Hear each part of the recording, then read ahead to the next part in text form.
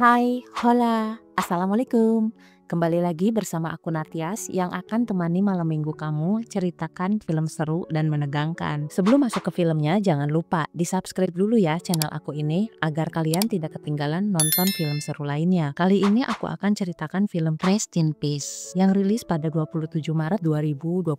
Film ini bercerita tentang kisah nyata yang dialami oleh seorang pria bernama Sergio Dayan yang terlilit hutang dengan nilai fantastis. Dia menghadapi tekanan finansial mulai dari tuntutan dari para pekerja, orang sekitar, keluarga, sampai ancaman dari rentenir, hingga kesehatannya terus menurun karena stres. Dan kebetulan saat itu bersamaan dengan terjadinya tragedi pengeboman pada tanggal 18 Juli 1994 yang bertarget di sebuah pusat komunitas Yahudi di Argentina. Untuk melindungi keluarganya dari ancaman rentenir, Sergio nekat memutuskan untuk menghilangkan diri. Hingga akhirnya Sergio dinyatakan tewas dalam ledakan tersebut. Kemudian dia memulai hidup baru di Paraguay. Bagaimana kisah lengkapnya? Yuk, siapkan camilan dan minumannya biar tambah seru nonton dan dengerin ceritanya. Selamat menonton!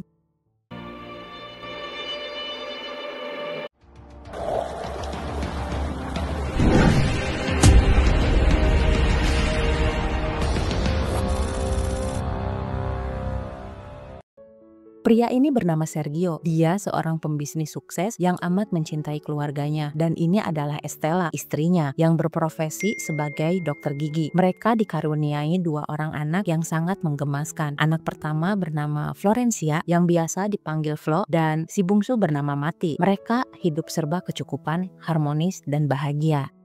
Suatu hari, kebahagiaan keluarga Sergio terusik akibat kehancuran bisnis yang dia jalankan. Ternyata selama ini Sergio terlilit hutang yang bernilai sangat tinggi kepada seorang rentenir bernama Hugo. Ini dia orangnya. Awalnya hutang tersebut masih bisa dia kendalikan. Namun berjalannya waktu, hutang dan bunganya semakin membesar. Dia sudah berupaya minta keringanan pada Hugo agar dia dapat mencicilnya dan meminta waktu 1 bulan untuk membayarnya. Namun bukannya dapat keringanan, Hugo malah memberikan waktu 1 minggu untuk melunasinya, atau jika tidak, dia akan membunuh seluruh keluarga Sergio. Sejak saat itu, Sergio selalu diikuti seseorang dimanapun dia berada, seolah mengancamnya. Bahkan di satu hari, dia tiba-tiba didatangi seseorang yang memberinya sebuah amplop berisi foto-foto keluarganya dari orang-orang suruhannya Hugo, hingga dia tak bisa tenang dalam menjalani kesehariannya. Bahkan untuk istirahat pun dia tak pernah bisa tidur nyenyak lagi. Di kantornya, Sergio mulai didatangi para pegawainya. Mereka menuntut haknya yang belum dibayarkan beberapa bulan terakhir, hingga memicu amarah di antara mereka. Sergio hanya bisa berjanji bahwa dia akan berusaha memberikan hak karyawannya sebelum perusahaannya ditutup. Di sisi lain, Estela dipanggil pihak sekolah yang memperingatkannya tentang biaya sekolah anaknya yang belum dibayar. Ditambah lagi, Flo terlibat perkelahian dengan temannya karena dia diolok-olok bahwa ayahnya punya utang dan telah bangkrut, membuat Estela dan Sergio terdiam. Kemudian Flo meminta maaf pada si ayah karena kalung hadiah dari si ayah telah putus. Dampak dari perkelahiannya, Sergio pun berjanji akan memperbaiki kalungnya. Malamnya Estela menegur Sergio, dia mempertanyakan kondisinya. Di sanalah Sergio akhirnya bicara jujur pada Estela bahwa kondisinya sedang terlilit hutang yang sangat besar, hingga dia berencana akan menjual villa milik mereka. Mendengar pengakuan dan rencana suaminya jelas membuat Estela sangat kecewa karena Sergio tidak terbuka sejak awal. Namun semua sudah terjadi, mau tak mau Estela pun setuju. Sergio menemui rekannya yang berminat membeli villa miliknya. Namun ternyata walau dia berhasil menjual villanya, uangnya tidak cukup untuk melunasi seluruh utangnya pada rentenir. Ditambah lagi dia harus membayar gaji dan pesangon para pegawainya dan lain-lain. Di hari berikutnya, pagi itu mereka melakukan rutinitas seperti biasa. Mereka sarapan bersama. Sebelum pergi ke kantor, tiba-tiba Mati memberikan hasil karyanya pada sang ayah, membuat gambar superhero dengan inisial S, yang berarti inisial nama sang ayah. Baginya, sang ayah adalah jagoannya. Di sana Estela pun memberikan semangat sambil menggenggam tangan suaminya. Estela siap melalui semua ini bersamanya. Kemudian Sergio pun berangkat. Pagi itu Sergio berencana akan menemui Hugo untuk membayar hutangnya hasil dari penjualan villa. Namun setelah di pusat parkiran, dia teringat kalung Flo. Lalu mampir dulu ke toko emas untuk memperbaiki kalung Flo. Setelah kalungnya diperbaiki, Sergio segera bergegas menuju ke kantor Hugo. Dan tiba-tiba... ¿Está lista, Bueno.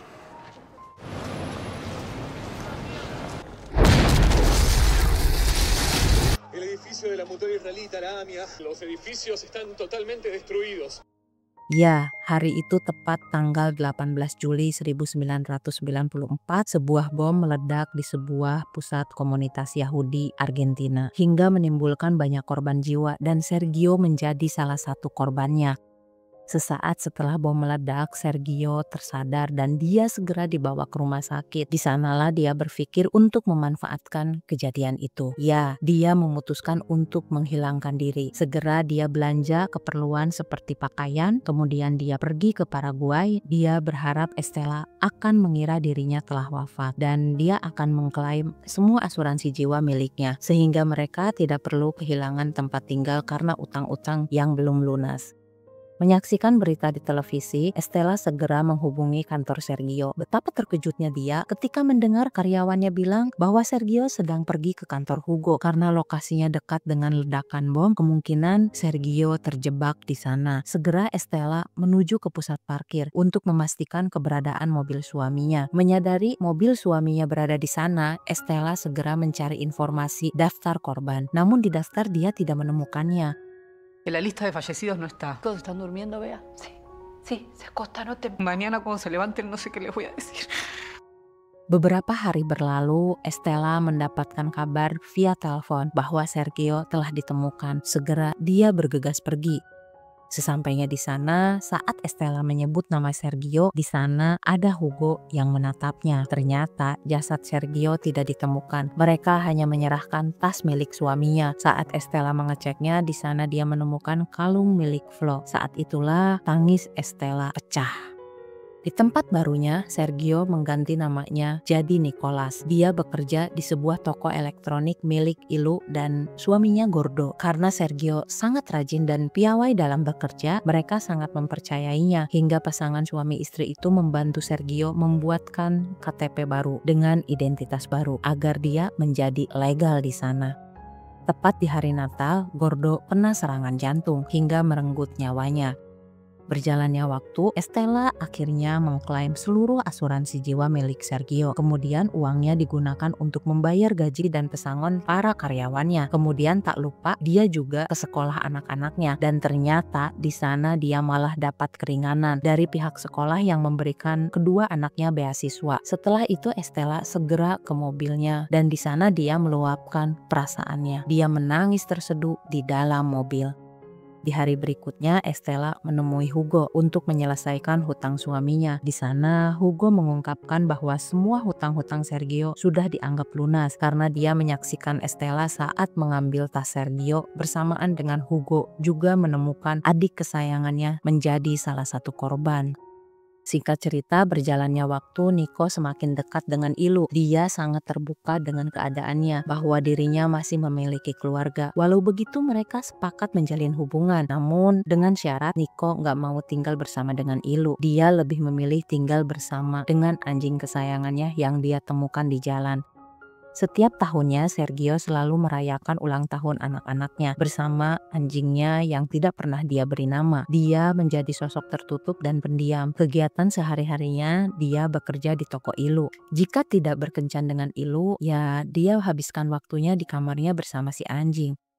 Puluhan tahun berlalu, Nico sangat teramat merindukan keluarganya. Tanpa sengaja, Nico pun kepo dan mencari nama anaknya di internet. Di sana dia menemukan Facebook Flo. Dia menyaksikan kebahagiaan Flo dan Mati. Flo sudah tumbuh dewasa, dia sudah lulus kuliah dan masih menggunakan kalung hadiah darinya. Hal itu membuat Sergio semakin merindukan keluarganya. Apalagi Flo akan melangsungkan pernikahan. Dan di salah satu unggahannya, dia mengungkapkan bahwa Flo sangat berharap si ayahlah yang dapat mendampinginya di acara pernikahannya nanti.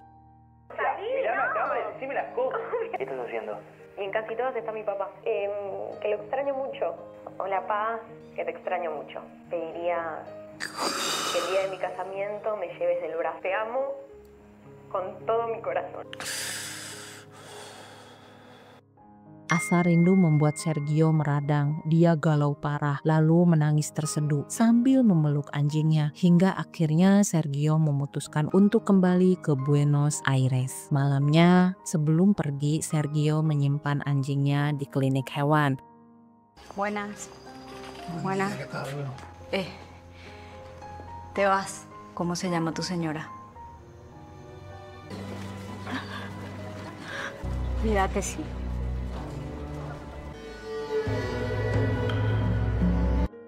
Sesampainya di depan apartemen, Sergio sempat menghubungi telepon apartemennya, namun sayangnya tidak ada yang menerimanya. Tak lama terlihat Flo datang, lalu dia pergi lagi keluar bersama calon suaminya bernama Ariel. Sergio pun mengikuti dan terus memperhatikannya dari jarak jauh tentunya. Flo tampak sibuk mempersiapkan pernikahannya. Di sana dia masih belum menemukan Estela.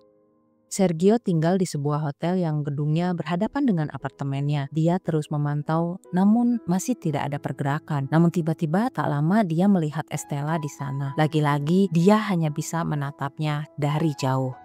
Siangnya dia juga mengikuti Mati, anak yang dulu selalu dia banggakan, sudah tampak tumbuh dewasa dengan baik. Hari pernikahan Flo pun tiba. Sergio menghadirinya dan duduk di paling belakang. Mati tampak memperhatikannya, membuat Sergio refleks mengalihkan pandangan. Dan ketika Flo keluar menggunakan gaun pengantin, Sergio tampak bahagia melihatnya. Namun raut wajahnya tiba-tiba berubah seketika ketika menyaksikan orang yang mendampingi Flo. Sergio segera pergi. Dia terus mengingat raut wajah Flo dan Hugo yang tampak bahagia menggantikan posisinya. Malamnya Sergio kembali. Kali ini dia membawa Senpi, kemudian masuk ke toilet pria. Di sana dia sempat berdiam diri dan tak lama Hugo masuk. Kemudian Sergio siap membidiknya, namun tiba-tiba... Hijo, que largar un poco el whisky vos, ¿eh? ¿Está todo bien? Lo hablamos bien, pero... No te dijo nada. O te vas o te echo patadas. Te quiero mucho, pichón. Setelah tahu kondisi keluarganya telah melanjutkan hidup dengan penuh kebahagiaan tanpa dirinya, Sergio pun menyadari tindakannya memalsukan kematiannya itu membuatnya kehilangan seluruh harta sesungguhnya yang paling berharga. Apalagi mengetahui anak bontotnya telah menjadi bagian dari perusahaan si rentenir yang telah menghancurkannya, membuat Sergio menyesal amat dalam. Namun di lubuk hatinya Sergio masih ada setitik harapan untuk kembali mendapatkan kebahagiaannya lagi. Karena galau berat, Sergio pun jadi banyak minum agar dapat menikmati pesta pernikahan Flo. Dia menggunakan topeng sambil terus mendekati Flo, dan di sana dia malah berhadapan langsung dengan Estela. Walau menggunakan topeng, jelas Estela masih sangat mengenali wajah sang suami. Sergio pun berlari keluar dari gedung, lalu Estela mengejarnya, dan ternyata Hugo pun melihatnya dari atas. Entah apa yang dikatakan Hugo pada Mati, yang pasti saat itu Mati tampak mengangguk seolah mengerti dengan yang diucapkan si ayah sambung. Sergio. Perdóname. ¡No! Mírame, no. Mírame, no te vayas. Por favor, camina.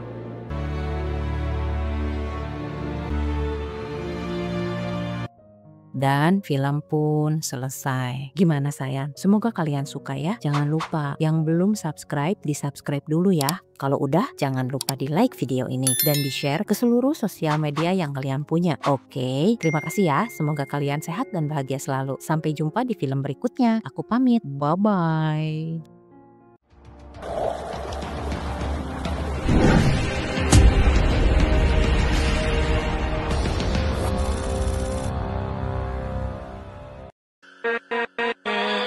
With